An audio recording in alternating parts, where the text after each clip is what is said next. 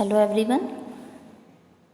Today we will discuss the next topic, decade counter. This is topic of unit number 3.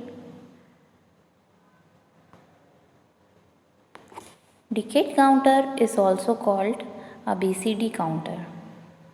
A decade counter requires resetting to 0 when the output count reaches the decimal value of 10.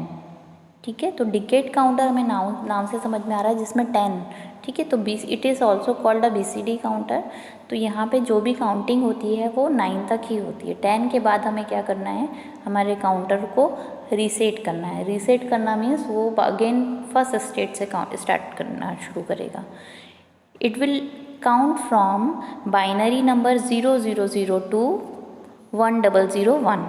ठीक है, it will count from binary number 0002 1001. ठीक है, तो 0 से 9 तक की counting ये कर रहा है और बाइनरी में हम बोल सकते हैं 0002.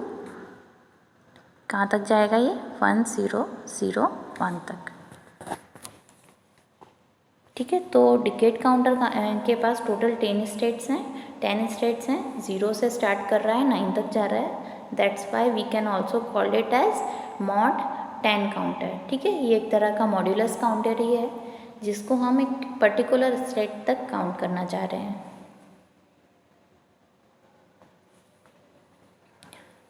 Truth table of the decode counter.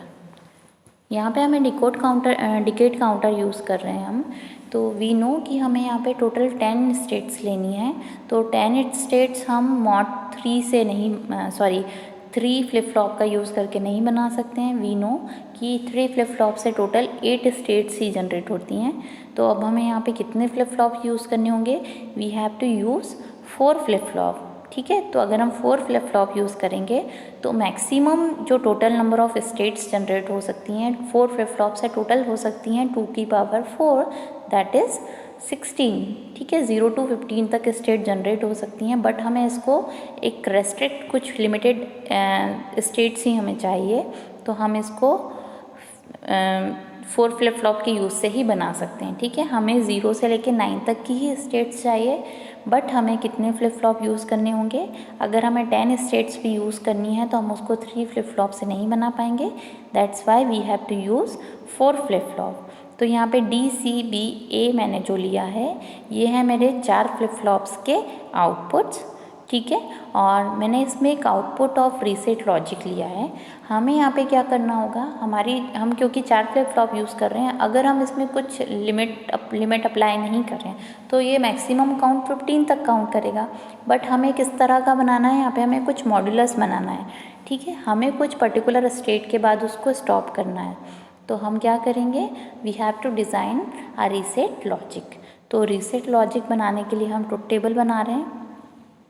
तो डिकेड काउंटर का ट्रुथ टेबल अगर हम देखें तो this is truth table for reset logic. तो यहाँ पे हम देख सकते हैं कि ये 0 से स्टार्ट हो रहा है और 9 तक जा रहा है. ठीक है, 000 से स्टार्ट होके जब तक 1001 आ रहा है तब तक हमारा आउटपुट ऑफ रीसेट लॉजिक हम क्या कर रहे हैं, हाई करके रख रहे हैं, 1 करके रख रहे हैं.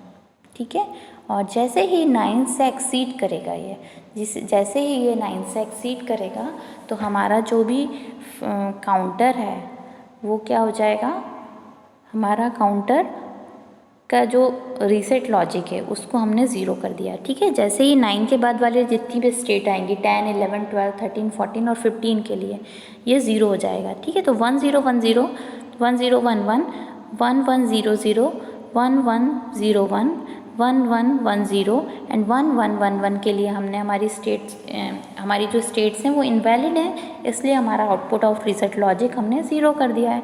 ठीक है, तो जहाँ तक हमारी वैलिड स्टेट्स हैं वहीं तक हम सिर्फ हमारे आउटपुट ऑफ रीसेट लॉजिक को हाई करके रखेंगे. अदरवाइज़ उससे जितना भी एक्सीड करेगा, जो इनवैलिड स्टेट्स हैं जो हमें नहीं चाहिए, उसमें हम हमारे काउंटर के रीसेट लॉजिक को 0 कर देंगे. ठीक है, अब इस ट्रुथ टेबल के अकॉर्डिंग हमें क्या करना है, हमें रीसेट लॉजिक को अप्लाई करना है हमारे काउंटर में, तो हमें एक एक्सप्रेशन निकालना होगा। इस एक्सप्रेशन को हम निकालेंगे थ्रू द के मैप। ठीक है, तो के मैप में हमने यहाँ पे जो भी हमारे डी सी बी ए चार वेरिएबल हैं। ठीक है, डी सी बी ए क्या है, ये आउटपुट हैं फ्लिप फ्लॉप्स के। ठीक है, हम जैसे Q D Q C Q B Q A लिखते हैं, तो यहाँ पे मैंने उसको डी सी बी और ए लिया हुआ है। तो यहाँ पे हम के मैप बनाएंगे, तो हमारे के मैप में कितनी मिनटम्स हम लिखेंगे, 10 मिनटम्स लिखेंगे। 0 1 2 3 4 5 6 7 8 और 9 तक की मिनटम को हम 1 मार्क करेंगे।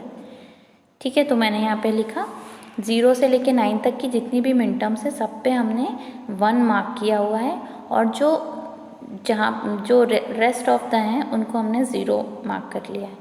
ठीक है, तो यहाँ पे हमारे 2 ग्रुप बने हैं, जिससे हमारी y का एक्सप्रेशन निकल के आया है d bar plus c bar b bar. ठीक है, यहाँ पे स्टेट डायग्राम भी है। State diagram will count from 0 0 0 to 1 0 0 1।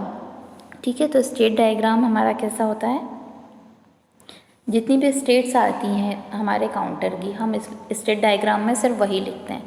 तो हमारा स्टेट डायग्राम स्टार्ट हुआ 0 0 0 से 0 0 1, देन 0 0 1 0, देन 0 0 1 1, देन 0 1 0 0, 0 1 0 1, 0 1 1 0, देन 0 1 1, फिर 8 that is 1 0 0, then 9 which is 1 0 0 1, and again it will start counting from 0 0 0। ठीक है, तो अब हमें क्या करना है, ये जो हमारा एक्सप्रेशन निकल के आया है, इस एक्सप्रेशन को हमें अप्लाई करना है हमारे काउंटर में।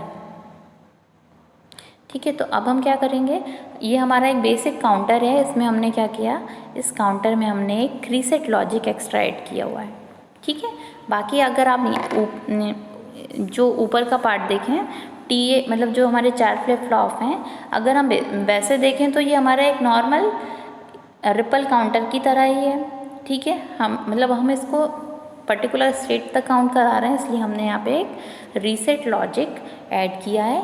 और रीसेट लॉजिक हमारा क्या क्या है, रीसेट लॉजिक में हमारी जो हमारी y की वैल्यू निकल के आई थी उसको हम अप्लाई कर देंगे इस रीसेट लॉजिक में। ठीक है, तो ये हमारा रीसेट लॉजिक बना लिया। तो रीसेट लॉजिक के अकॉर्डिंग क्या क्या हमें चाहिए था, हमें चाहिए था d bar plus b bar c bar. ठीक है, ये हमारा y का वैल्यू निकल के आया था, तो वही हमने यहाँ पे अप्लाई किया हुआ है। ठीक है, और ये हम अप्लाई कहाँ पे कर रहे हैं, we are applying at the clear input of the flip flops. ये जो है हमारे, ये क्या है, ये हमारे सारे क्लियर इनपुट हैं। ठीक है, ये हैं, दीज आर क्लियर इनपुट, इसको हम CLR से रिप्रेजेंट करते हैं। These are clear input of the flip flop. ठीक है, क्लियर इनपुट का क्या यूज़ है फ्लिप फ्लॉप में, किसी भी फ्लिप फ्लॉप में क्लियर इनपुट अगर एक्टिव है, इट मीन्स जो भी फ्लिप फ्लॉप्स हैं वो सारे फ्लिप फ्लॉप क्या हो जाएंगे, रीसेट हो जाएंगे, क्लियर हो जाएंगे, मतलब उनकी वैल्यू क्या हो जाएगी, 0 0 हो जाएगी। ठीक है, तो जैसे ही हमारा ये वाला लॉजिक हम अप्लाई करेंगे, तो चारों फ्लिप फ्लॉप का जो आउटपुट हो जाएगा A B C और D आउटपुट, ये हो जाएगा 0 0 0। तो इस तरह से हमारा जो भी काउंटिंग प्रोसेस है वो अगेन स्टार्ट 1 0 0 1 के बाद फिर से क्या स्टार्ट कर देगा, 0 0 0 0। ठीक है, तो हमने यहाँ पे हमारा एक्सप्रेशन क्या था, y equals to d bar plus b bar c bar. ठीक है, तो हमने इसके लिए एक एंड गेट यूज़ किया। ठीक है, और यहाँ पे क्योंकि प्लस साइन था, इस कंप्लीट एक्सप्रेशन को बनाने के लिए हमने एक और गेट यूज़ किया। ठीक है, तो मैंने एक एंड गेट लिया, इस एंड गेट में मैंने c बार अप्लाई किया और यहाँ से b बार अप्लाई किया।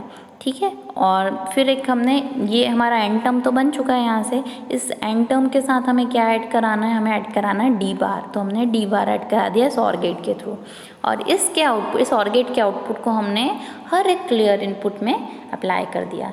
So this is a decade counter.